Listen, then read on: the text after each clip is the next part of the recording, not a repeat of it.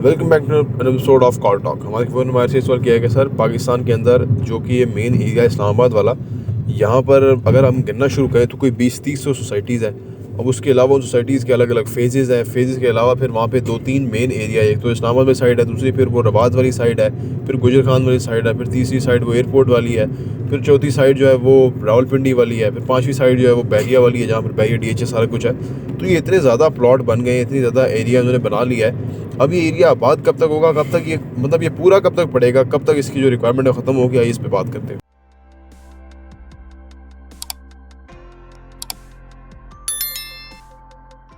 बिस्मिल्लाहिर्रहमानिर्रहीम, अस्सलाम वालेकुम रहमतुल्लाहि व बरकातहू। देखिए जी, आबाद तो बहुत तेज़ से हो रहा है। इस्लामाबाद के सबर्ब के अंदर दो तरह की आबादियां हैं, बहुत ज़्यादा रश है उधर। एक तो इलीगल आबादियां बन गई हैं जो कि CDA की नाअहली की वजह से बनी हैं कि लोगों ने बायलाज के अगेंस्ट जो है ना वो प्लॉटिंग करके लोगों को प्लॉट देते लोग रह रहे हैं, और वो फिर वो जो अदर सिटीज़ है उस तरह का माहौल बन रहा है।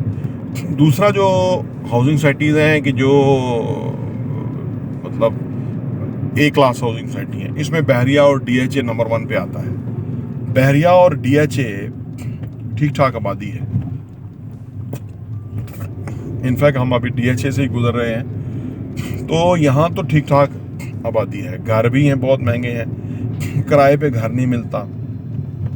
तो और ये बहरिया 1 है, बहरिया टाउन 1 है, और ये बहुत पुराना है, और इसलिए ये तो अच्छा। अब आगे जो 3 बन रहा है उसमें भी चीज़ें बिक गई हैं, और जो डेवलप हो रही है वो फौरी उस पर आगे काम हो रहा है। अब आप फर्दर अगर बहरिया टाउन की बात करें तो आप सोचो GT रोड से कोई 10-12 किलोमीटर आके आबाद है बहरिया, और आबादी का तो आप अंदाज़ा ना लगाइए। कोई चीज़ भी रेडी होती है तो वो किराए पे लेने वाले लोग आ जाते हैं, क्योंकि एक शहर है बहुत बड़ा जो डेवलप हो चुका है पिछले 15-20 सालों में। अच्छा, अगर गुलबर्ग की बात करूं तो गुलबर्ग में घर इसलिए कम बने कि उन्होंने कमर्शियली बेचा। तो बहरिया वगैरह जो है वो ऑलरेडी बहरिया पिंडी एक बहुत बड़ा शहर बन गया है। तो गुलबर्ग की मैं बात कर रहा था, तो गुलबर्ग इसलिए नहीं बना कि उन्होंने हाई राइज बिल्डिंग की तरफ ज़्यादा तवज्जो दिया रखा और घर आबाद करने की तरफ उनकी तवज्जो नहीं थी। फिर वहाँ पे पानी का मसला था, इस वजह से वहाँ लोग आबाद नहीं हुए उतनी ज़्यादा, तो इसलिए वो आबाद नहीं हुआ। उसके आप अगर गुलबर्ग के दाएं बाएं भी देखें तो छोटे छोटे देहात और इतनी दूर तक आबादियाँ फैल गई हैं। अगर आप अंदर जाए ना डेप्थ के अंदर, इसका मतलब है कि वो गुलबर्ग क्योंकि जो रेडी था उसमें पानी के इशू और सा इशू थे, इस वजह से वो आबाद नहीं हो सका। उनकी स्ट्रेटजी भी कुछ और तरह की थी, क्योंकि बहरिया बड़ा इनकरेज करता है, शुरू में करता था जब लोग घर बनाए, ठीक है ना जी। तो ये कुछ हो जाए। फिर अगर आप बहरिया इनक्लेव की बात कीजिए तो बहरिया इनक्लेव थोड़ा दूर करके है, और उसका रास्ता कुछ इस तरह है कि वहाँ आल्दो के लोग रह रहे हैं, आबादी भी हो रही है, ठीक है ना, लेकिन वो उतना नहीं तेज़ आबाद हुआ जितना के होना चाहिए था, जितना अच्छा वो एक सेक्टर है या एक सोसाइटी है। तो देर इज रीज़न। फिर कोई इन बड़ी हाउसिंग सोसाइटियों में आबाद होना रहना कोई मामूली मामला नहीं है।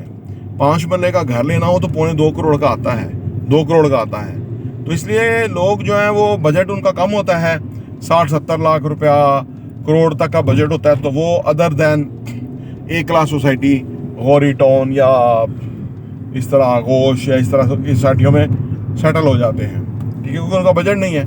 तो इसलिए बड़ी सोसाइटीज़ आपको नज़र आता है कि शायद कम आबादी है।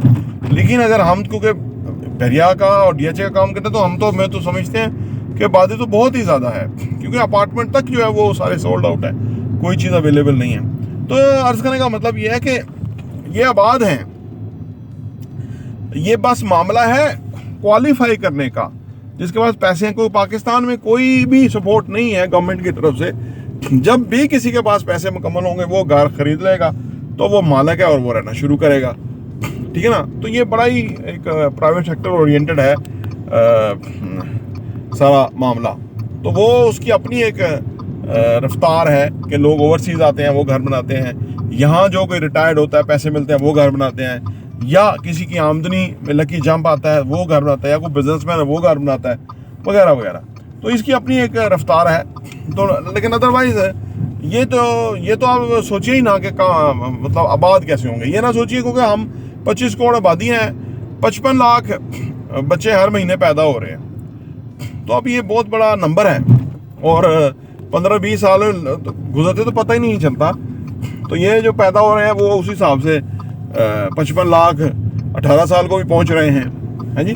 तो वो एक इंडस्ट्री है जो चल रही है, जो इसकी वजह से ही हम जो है ना बड़े एक क्राइसिस का शिकार है कि अगर हमने इस बढ़ती हुई पॉपुलेशन को हैंडल कर लिया, कंट्रोल कर लिया, तो वो तो फिर यहाँ आके ये प्राइवेट सोसाइटियाँ जो हैं वो अल्लाह की नेमत ही समझ आती हैं कि ये कुछ आबाद तो बना तो रही है ना, वरना तो लोग सोचिए कैसे रहते हैं। जो माजी में 20 साल पहले तो कोई इतना बन नहीं रहा था सरकारी सतह पे, तो वो कैसे रहते।